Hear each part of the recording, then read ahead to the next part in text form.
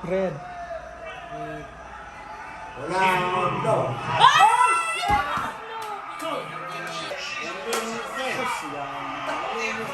Sa first round po, nakita ko na maganda ang pacing ni Nesty at saka yung pagpasok niya at ang mga timing.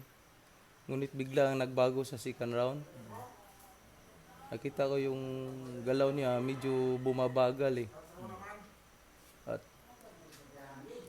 tuloy yun sa third round. Patawad po sa bayan, patawad po.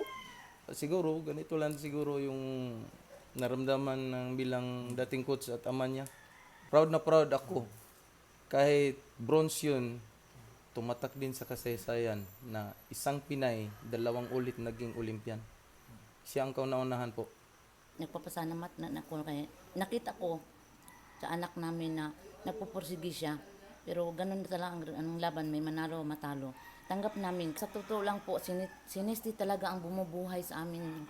Kaming lahat ng kanyang pamilya po. Hindi niya kami pinabayaan. Financial na pamaraan siya talaga ang sumusuporta sa amin. Siya din po ang nagpapaaral sa kapatid niya sa kolehiyo. Lahat ng mga pangangailangan namin si Nesty ang nagbibigay po.